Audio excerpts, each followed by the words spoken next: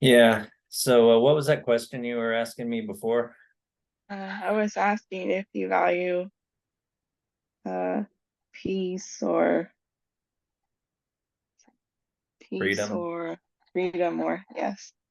Yeah.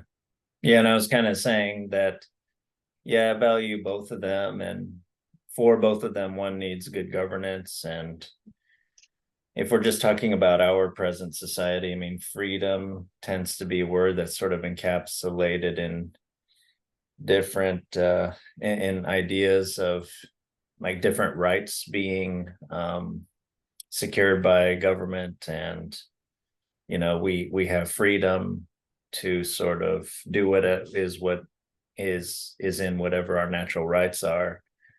And we're allowed that freedom because government has certain laws and concepts behind those laws and institutions like police and military that kind of can, to some degree, to a great degree, guarantee that those rights can be exercised, and others don't infringe upon our rights to exercise them and whatnot. But yeah, and I think one interesting thing that we stumbled upon was concept creep, and the idea that even though what I just delineated can sort of be like a part of what we mean and what is sort of useful to talk about in terms of what freedom means, or peace as well, like the state kind of guaranteeing those things and not having too much control by the state or too little to where there's a lot of those rights being infringed upon. um uh we use the word peace or freedom to start to mean different things than sort of what is sort of can be usefully then can be useful for those terms. So freedom can sometimes start to mean ultimately whatever I want it to be. Like it can be and it can be freedom to freedom for my desires, freedom for my wants, or even sort of a meta idea of freedom to think freedom means whatever I want it to mean, or something for myself, of course. But yeah, do you have any thoughts about that, or what you value more, freedom or peace? Mhm. Yeah, I didn't really have one. I could choose either.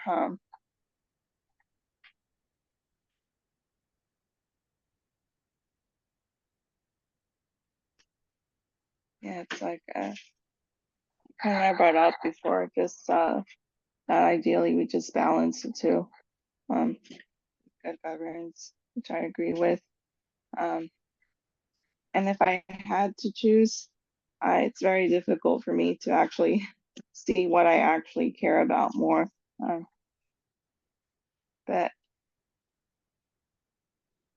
yeah, I feel like maybe in today's society, maybe people are valuing peace more and or whatever they think peace means.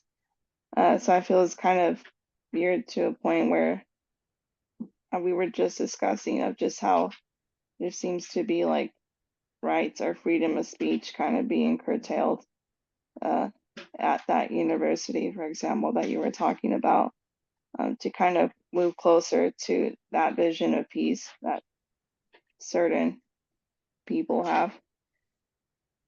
Uh, What do you think they mean by peace? More like freedom, or like my peace is not disturbed, like my sort of psychological state yeah, yeah, I think when is not peace, like, challenged, my identity. yeah, so I think peace for them just means having their thoughts and feelings and ideas protected and sheltered from anything that kind of disturbs that. But yeah, it's sort of this cycle. We've gone from, yeah, sort of this idea of peace out in the outside world to peace in the inside world, Hmm. sort of a which was maybe before the prerogative of like religious experience or spirituality or Yeah. private life. And now we've sort of taken the we're trying to enact that onto the public. My yeah, I have a right or something like that, not to be perturbed, not to be disturbed. Hmm. My identity, it's not like my rights as an individual or as an American citizen cannot be infringed upon, but more like my identity cannot be infringed upon, which Hmm. of course is, that there can be also concept creep with that, or I can be very strict with how I define identity, and I can have multiple identities, all of which can be offended, and I can protest those being offended. Yeah. Yeah, and like and I feel like this is kind of like a newer idea of peace that's developed, and if that's the kind of concept you have of peace, where you can't really feel anything bad on the inside, like it's, yeah, I don't think that's going to help you grow or develop Yeah, into like a more complete person, because you kind of need that disturbance, that kind of challenge, to learn and and experience like the depths, I guess, what yeah, it means to be a person. yeah. Yeah, I guess if we think about it, psychological peace being analogous with peace in like the state, um, yeah, you can have peace is achieved through some amount of strength and also sort of flexibility in things. And you can't have peace if you're constantly harassed by enemies from outside of your state. And that might happen because you do not have an organized, disciplined, strong army. Um, so yeah, you have to have a thick skin, or you have to have a strong kind of psychological defenses in order to have internal peace.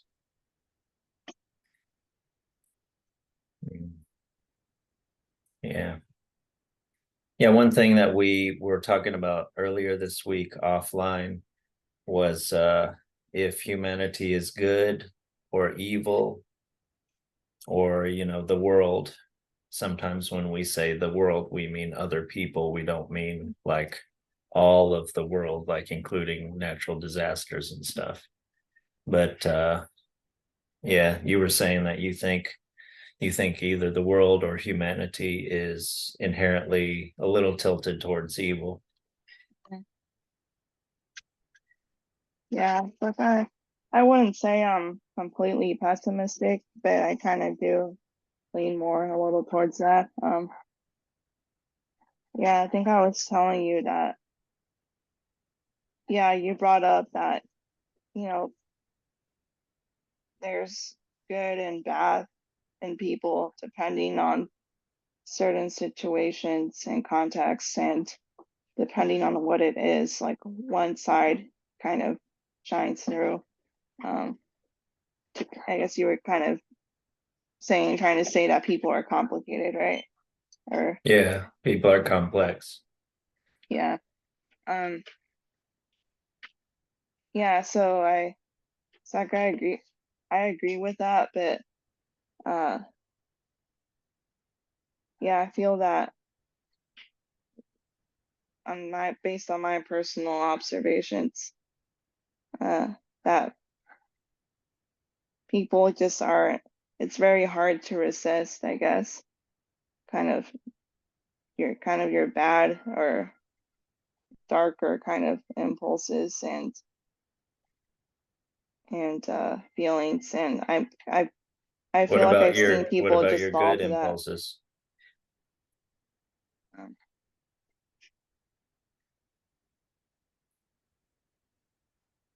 Is it hard to resist those? feel that those maybe are,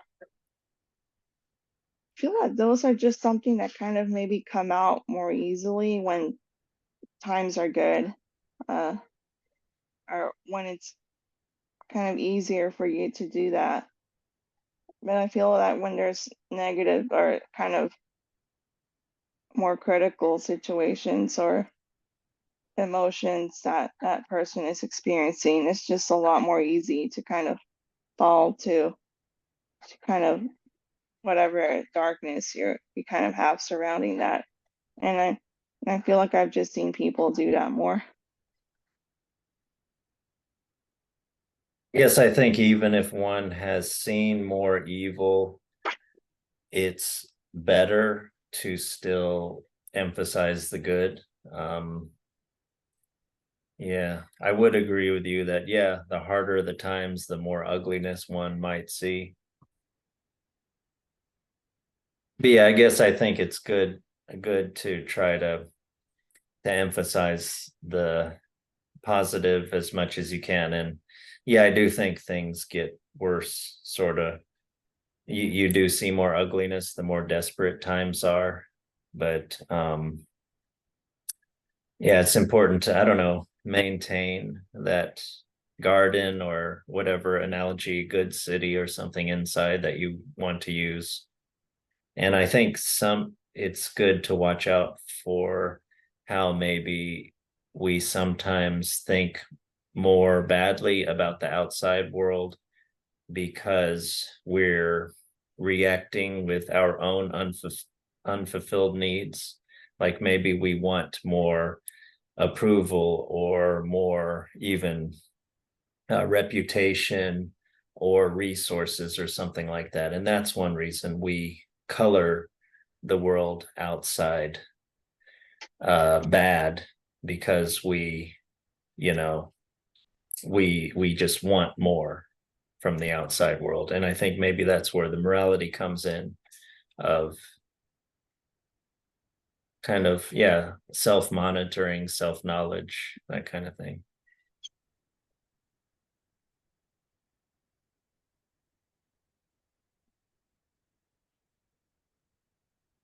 That's where maybe like, yeah, our griping about the outside world is like a self-awareness alarm to say, hey, like, is this because, what is this about me that is being brought to my attention? So maybe it's, this is another case of where a seeming problem from the outside can be an opportunity for personal growth.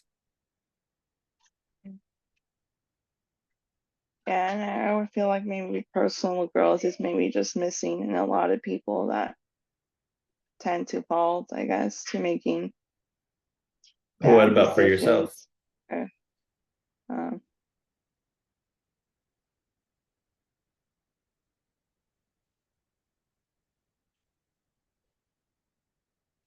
Oh, I don't, did you hear me? I said, what about yourself? yeah, I'm thinking about it. Oh, okay.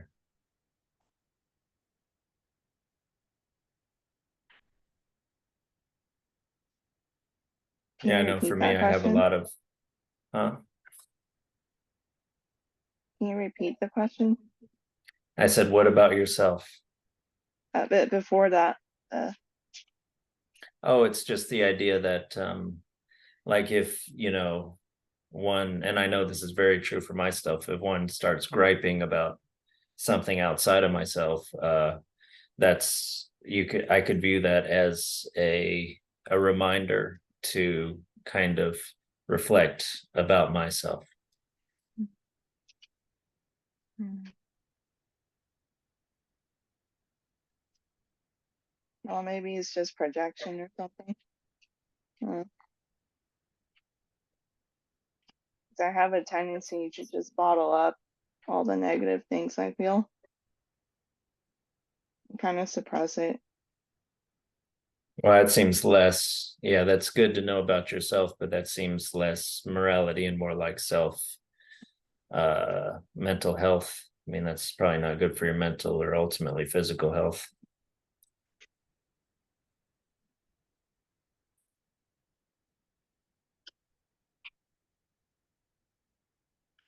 So yeah, another thing about world, I mentioned worldview is kind of something that I think plays into this. You know, like I mentioned to you, I have sort of a natural worldview, sort of like uh a lot of our influence is human evolution, the natural world. We do have an animal side. I mentioned Plato's tripartite kind of psychology. We have like a excuse me, like a bestial side, a spirited side, and a rational side. That seems useful to me. But yeah, I guess since I view us as natural beings in a natural and artificial world, there's sort of no room for the world itself being good or evil. But I think so yeah, so that I would say the world is not good or evil. But then if the question is humanity good or evil? We talked a little bit about that, but I guess I think that those questions are the same in a way, psychologically or spiritually, and that it's good to kind of get your mind to where, you feel that it's neither good nor evil. And I think that's conducive to happiness and morality. Yeah, when you don't think of people as good or evil, and so they're both, and that helps you to sort of uh be happier and be more moral.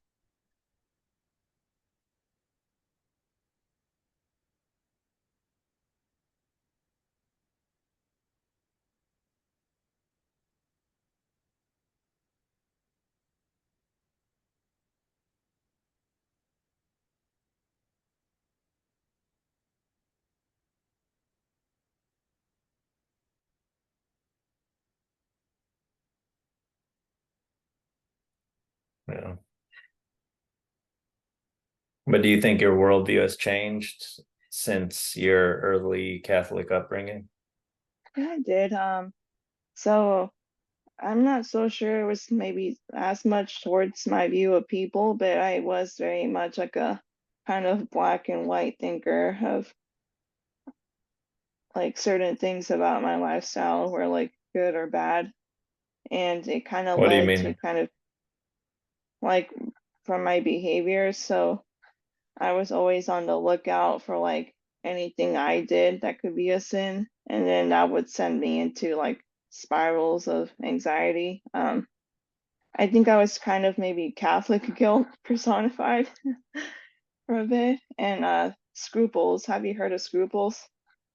I know what scruples are. I don't know Yeah. if that a specific Catholic meaning of that though. Yeah, it usually means like kind of someone like me that tends to become anxious or very like too vigilant to the point that it's just an unreasonable way to live when it comes to whether they're like committing sin in their daily life and Mhm. being a good Catholic or a Christian. So that's kind of what it means in that context. So I had, Scrupulous, you mean? yeah, scrupulous. And then Like we called it like the fastidious? scruples too, as like kind of like a casual way of uh that was just more of a casual term for that. Like you have the scruples, a bad case of the scruples. Oh, okay. uh Makes sense. yeah. So yeah, I think a lot of it just came from I think Christianity might make some people prone to kind of that kind of style of thinking. And with my tendencies and vulnerabilities, I think I became that way. And just every day, like it kind of got to a point where maybe like the religion wasn't even helping me at some points, and just kind of making me worse at times. Hmm. Though I'm not going to You say mean that, you mean too uh, much anxiety and it's not yeah, really conducive to your really being moral? yeah. It was more just not even helping me moral, but just more just fearful of what might happen to me, like in the afterlife. Um, So there was that, and out of that type of thinking, like it kind of lended itself to the way I like ate or exercised. So I would just go on extreme diets, and then when I inevitably binged, I would go on these fasts for several days and then rinse and repeat. Um, so yeah, it was just wasn't a healthy mindset I had. Uh, but I don't blame it all on religion. I think maybe it was just used because when you're young, you're kind of more prone to that style of thinking, and just my circumstances at the time, I think, kind of made me vulnerable.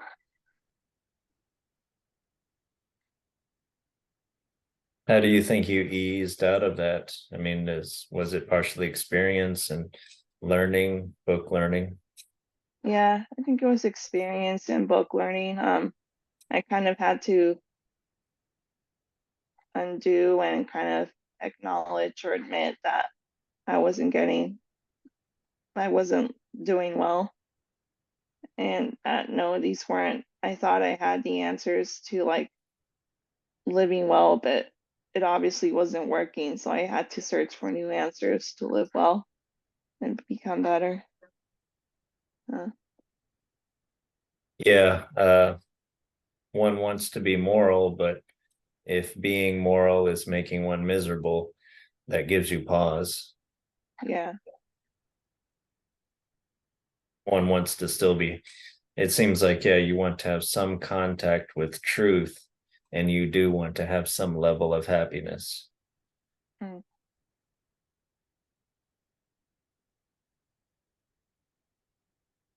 Did your worldview change from learning more biology, evolution, science?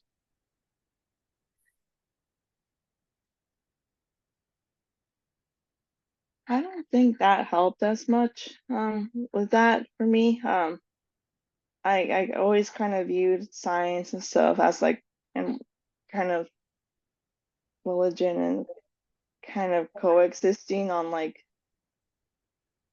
different planes, I guess. So, um, yeah, I feel it was just more psychology and like self-help, and then like little bits of like philosophy and Buddhism I learned from you. That just really helped. Uh, yeah, I don't really feel that science or anything related to that helped as much, but I, I don't know, maybe other people found it useful. Well, what I was thinking is, did science contribute to your worldview, like evolutionary psychology or something like that? Are you saying like as in helping me kind of get out of this bubble a little bit of thinking? Not about helping you at all, but more like just changed your worldview, your view of humanity. Hmm.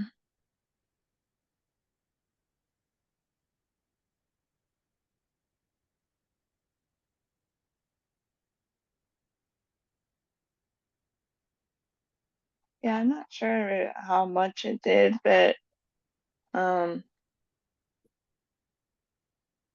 I guess we kind of watched Chimp Empire and stuff, but kind of learning about chimp society and then kind of knowing that how closely related we are to that um, kind of puts me a little bit in the mindset that like we maybe really are like very close to kind of maybe not having like a concept of morality and kind of um,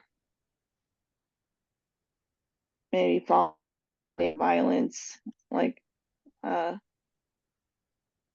violence and conflict more easily. Yeah, I mean, there's obviously a lot of parallels between us and other animals, and way before evolutionary psychology. I mean, Plato, for instance, like I just mentioned, has this and I think others have this idea that we have an animal side to us, you know. I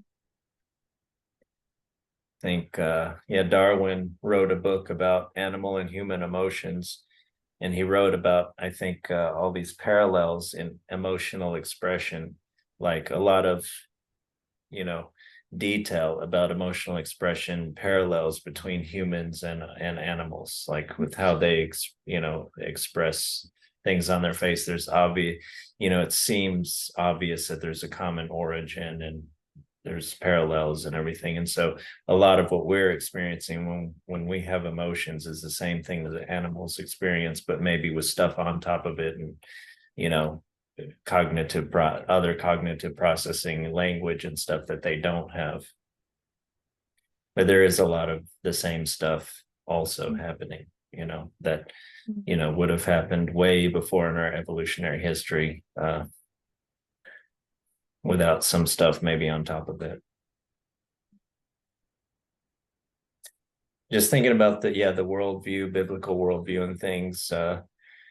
I heard Yuval Noah Harari say that there is a difference in whether, like, I think he's a secular Jewish person, and he said there is a big difference between people, or whether you acknowledge or whether you think that some document, like say it's the Bible or something like that, has a divine origin or divinely inspired, as Christians argue, or not.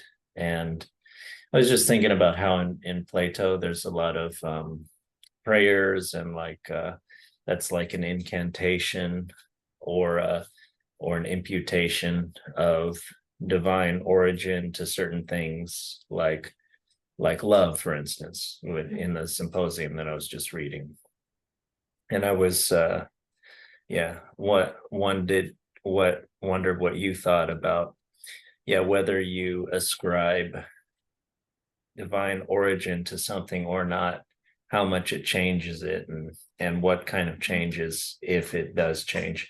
uh like, for instance, you could contrast that account of the Bible to like the US Constitution, where with the US Constitution, some people do have this somewhat religious kind of feeling about it. It's like there is an aura of sacredness to it, but they don't literally believe that it was either divinely inspired or a god. It came from a god, like so what do you think about that? Well, I think maybe like ascribing like divinity to something would give maybe sort of like a structure to people's lives, like to What do you live mean by. it gives more authority to a document, and so people will be more likely to sort of have faith in it? Um, I I'm not sure I mean about the like the object itself, but how it what it gives to people. So I was thinking um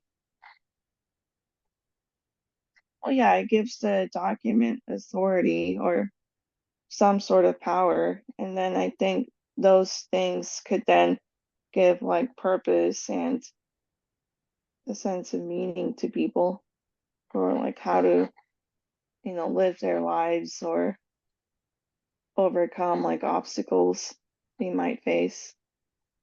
And like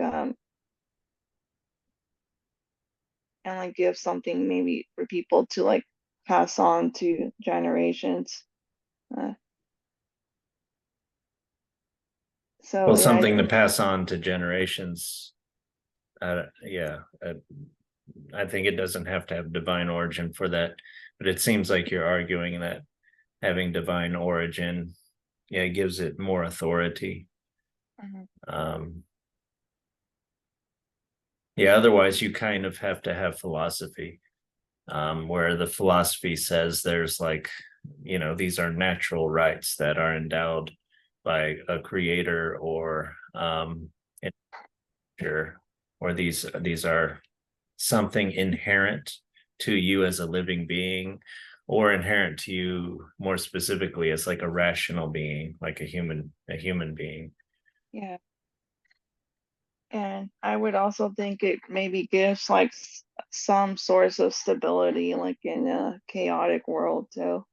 Um, which I think would is like very grounding for people and comforting at times. Grounding. I can understand the comforting part because gods are, in a way, like to believe that there is a powerful conscious being, or even not conscious, but just a powerful force, like sort of force of nature, something, the sun or something, that we are connected to, that is larger than ourselves, that is comforting. Because yeah, what is not comforting is feeling isolated, Mhm. and that's not healthy mentally. Yeah, I tend to think that, yeah, connecting it to some type of divine thing, even like a Platonic sort of, like, forms, or some kind of true concept or something like that. It does, yeah, it gives you comfort. It gives you a sense of, yeah, Mhm. connection to something larger than yourself. And yeah, that makes you feel less isolated, and also it maybe helps you to relax and to not be to be less likely to fall into the trap Mhm. of endless self-probing anxiety, self-doubt, anxiety about the meaning of your life and the meaning of your actions, or the Mhm. goodness of your actions. um yeah, it seems like to be effective and good in the world, you do have to reflect a lot, and you have to develop knowledge too about the implications of what you're doing. But you do need to have a sense of relaxation when it's time for action, and to just kind of, yeah, do things, and to not, yeah, be endlessly anxious or questioning or um neurotic. And it would seem like some kind of, yeah, but what about in this, some kind of divine imputation to your life, to certain objects or institutions, documents even, would be useful. But the problem that people will point out, though, is that fundamentalist religious people will sometimes, yeah, their attitude towards these divinely inspired or created documents or creeds or institutions or group we people, um, can lead to, yeah, extreme behavior, where you start to believe in a superiority or infallibility of one of those things. So that can be a problem, because you do need to have a sense of connection to something larger than you and faith in that. Um, but you also need to have some sort of mechanisms for reflection and self-criticism, debate, you know. Mhm.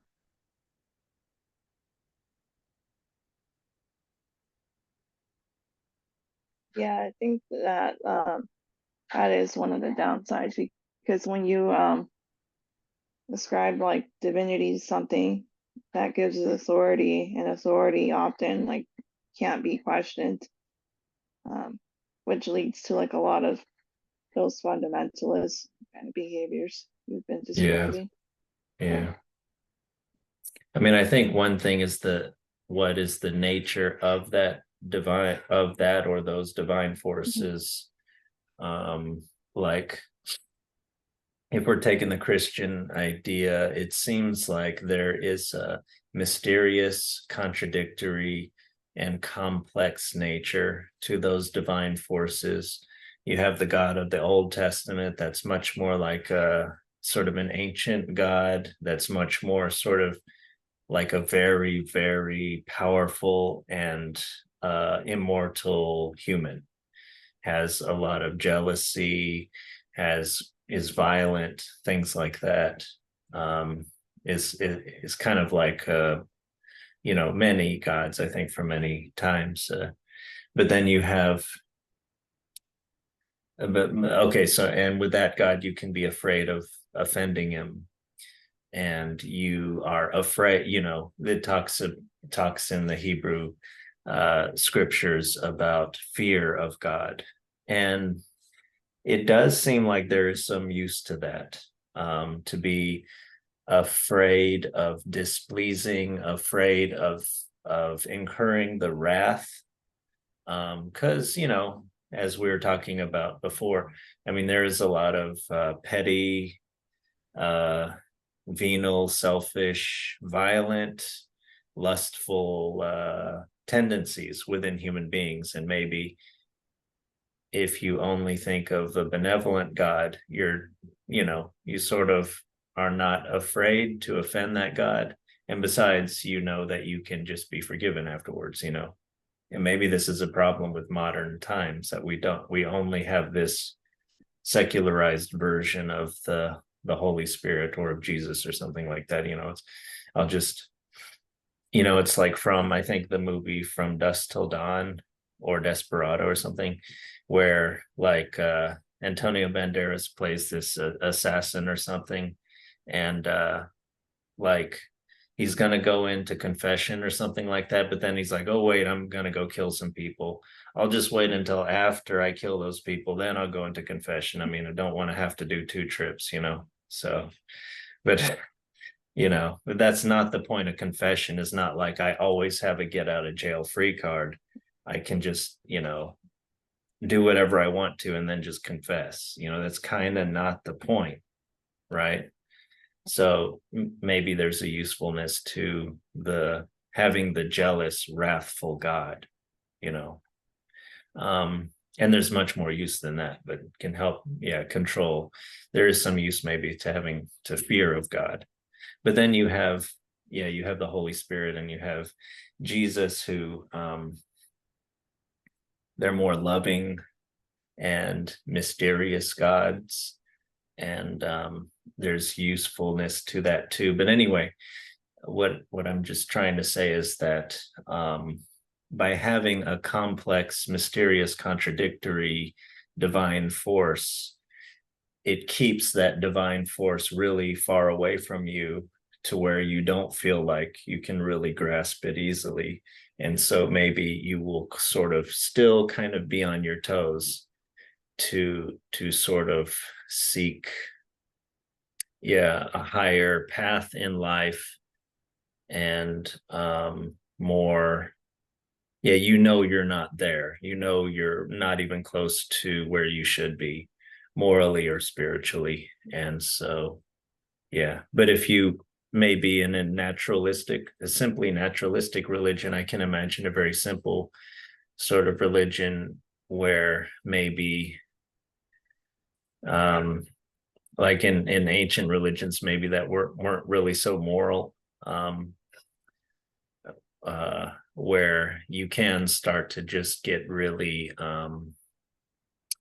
not compassionate towards outside groups, and sort of too warlike and everything. So I think, it depends on the nature of that divine, of that divine or divine forces that determine, their sort of goodness or badness.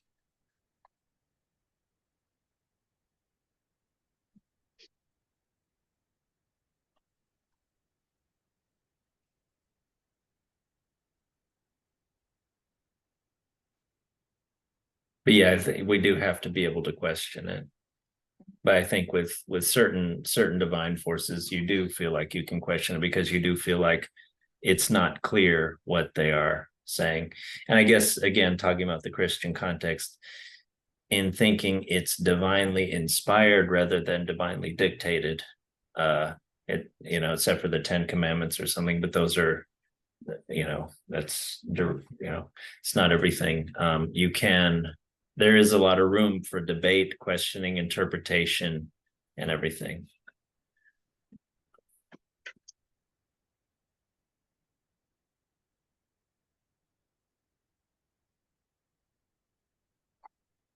So do you see like maybe other problems that could come with just giving things divinity? Not here. Yeah. I mean, obviously there's problems.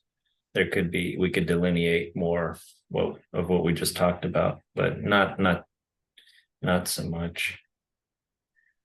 And I wonder about the problems of not having that. I was just thinking, yeah, about the Constitution and the Declaration of Independence, the sort of founding documents of the United States, and how people have pointed out that people sort of they start to grow some sort of religious kind of faith in them. But I don't think that's, yeah.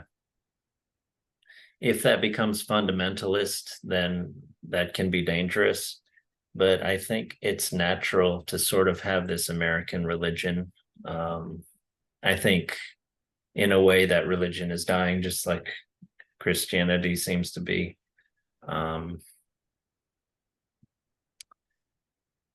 But yeah, I just think, yeah, people have some need for like the sacred. And yeah, it's probably better to do that with pretty good, rational, generous kinds of documents than with ones that are much more parochial and limiting or warlike.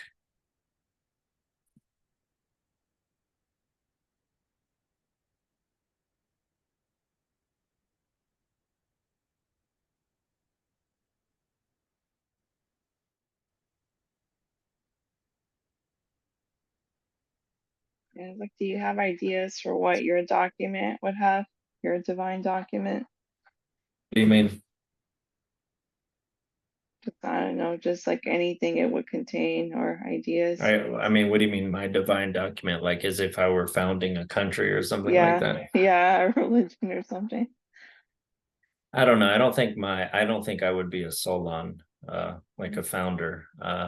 I'm more like I would probably play more the role that I imagine or envisage playing right now, Mhm. like in this world, in this life, with kind of having conversations and sort of hinting at and somewhat delineating, if this then this, oh wait, if this then this, depends on the assumptions.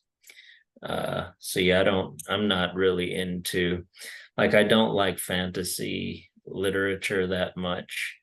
And yeah, I'm not that much into going deep into what a world that I would sort of create would be.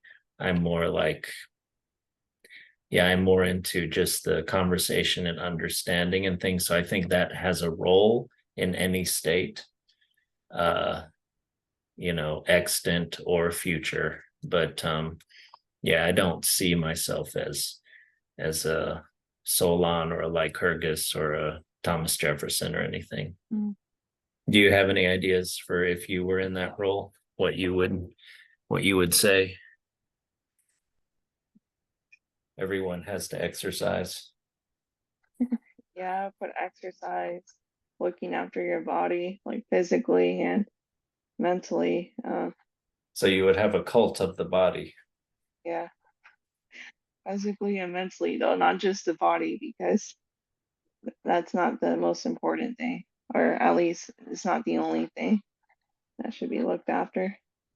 Um, Maybe you would have state therapists that everybody has to have like a session with, and they would mhm, get down notes and they would try to prevent people who would be future criminals or future rebels or future or just yeah, can be used to control them by the state, but also, but under the aegis of like mental health, and maybe also genuine like mental health in some ways.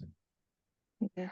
Well, probably not too much of that because I, you obviously know, like I've been monitored a lot, and I hate that. um, Yeah, yeah, uh, yeah, there's that. Maybe something about moderation and balance too. Like I liked a lot of the principles of Zen Buddhism. Um, you taught me about, so maybe something for that to maybe uh reduce anxiety or just unhelpful frames of or thinking that just yeah, feed mental health issues. yeah. I think a lot of mental health has to do with, yeah, not desiring too much,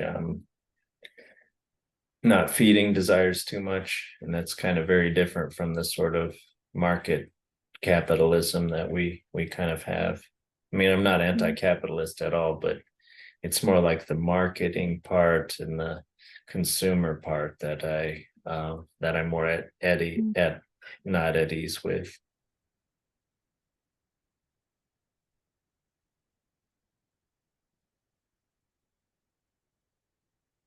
Consumer and marketing distraction, feeding desires, the implication that yeah, desires, fulfillment of current desires will lead to future contentment rather than more desires, and just more waste. I don't like waste.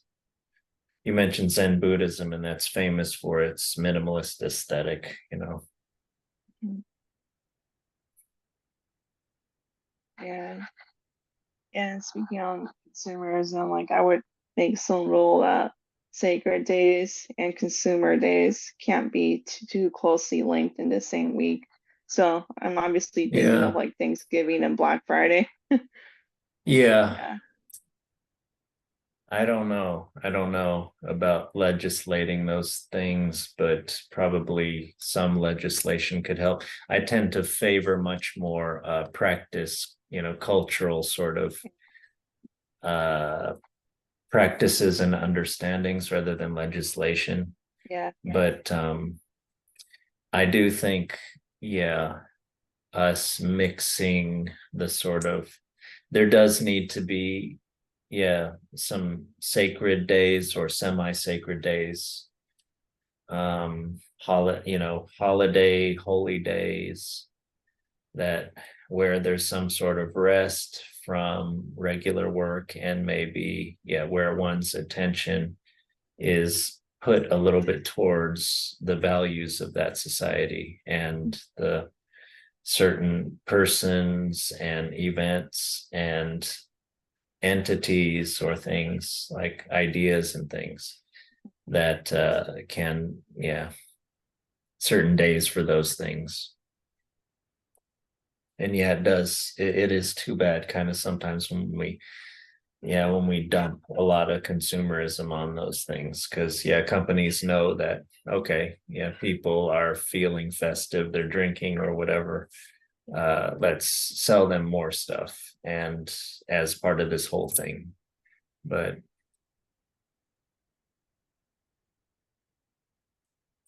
yeah, yeah, you do need some yeah, rest days, some days that are not regular days. We need holidays or holidays. Yeah. So I think just maybe kind of making more room for like that divinity in our life than we have now. Yeah, I think that's, however you do it, is extremely important.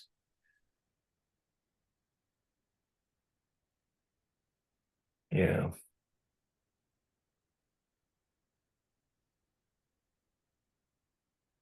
Well, anything else?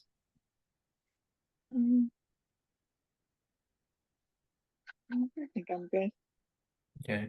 Well, yeah, maybe next time we didn't get to talking about shame and shame's role in like philosophy or in life and maybe ideas about maybe talk about how shame is maybe underemphasized in today's culture.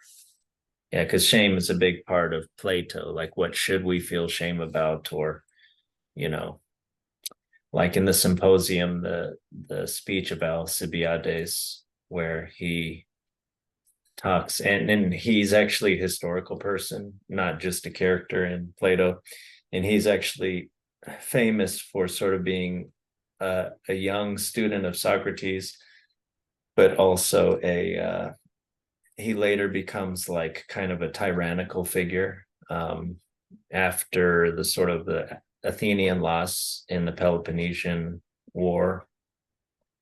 So, but in the symposium, he talks, that passage that I read to you, where he talks about how, well, maybe I could read a little bit of it just Hmm. as a kind of preview. I was so moved by this. Um,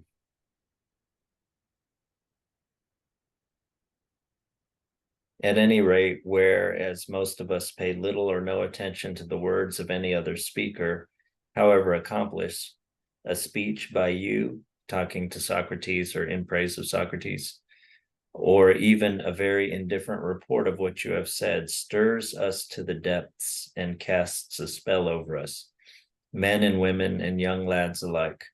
I myself, gentlemen, were it not that you would think me absolutely drunk, would have stated an oath the effect of which his words would have his words have had on me, an effect which persists to the present time. Whenever I listen to him, my heart beats faster than if I were in a religious frenzy, and tears run down my face. And I observe that numbers of other people have the same experience. Nothing of this kind ever used to happen to me, etc. But my soul was not thrown into confusion and dismay by the thought that my life was no better than a slave's. The condition to which I have been reduced by our modern Marsyas, who is connected to Dionysus, he had a famous contest with Apollo, which he lost and his skin was flayed, with the result that it seems impossible to go on living in my present state. You can't say that this isn't true, Socrates. And even at this moment, I know quite well that if I were prepared to give ear to him, I should not be able to hold out, but the same thing would happen again. He compels me to realize that I am still a mass of imperfections and yet persistently neglect my own true interests by engaging in public life. So he talks about how, I mean, that seems to me to be a very important role that a successful holy man or philosopher or something should play in a society where it makes people, I mean, in this passage, it's like he's both moved, extremely moved, and also moved to question himself and to become a better person, basically. So I just wonder what, yeah. And Plato emphasizes the role of shame in self-improvement. And I thought maybe we haven't talked about that this time, but maybe we could talk about that next time. Sounds good. Okay. Well, yeah, be impeccable with your word. Talk to you a little bit later. Yeah. Okay. Bye bye.